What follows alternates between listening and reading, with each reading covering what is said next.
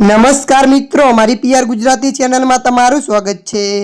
પાકિસ્તાન દ્વારા ભારતના 4 રાજ્યો પર એકસાથે હુમલો કરવામાં આવ્યો છે। જમ્મુ કાશ્મીર, પંજાબ, રાજસ્થાન અને ગુજરાત પર એકસાથે હુમલો કરાયો હતો।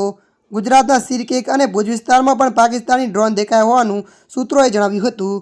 જો કે ત્યાં પણ ભારતનું બ્રહ્માસ્ત્ર એટલે કે S-400 ડિફેન્સ મિસાઇલે પોતાની કામગીરી બખૂબી રીતે નિભાવી હતી।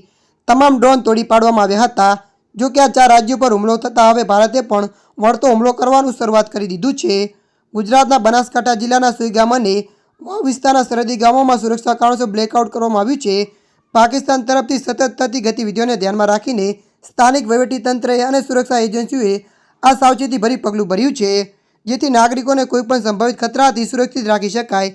બીજી તરફ પંજાબના જલધારામાં સ્થિત સુરાસિંચી ઓર્ડિનન્સ ફેક્ટરીને નિશાન બનાવવાનો પ્રયાસ કરતી વખતે ભારતીય સુરક્ષા દળો દ્વારા એક પાકિસ્તાની ડ્રોનને સમયસર નિષ્ફળ કરવામાં આવ્યું હતું।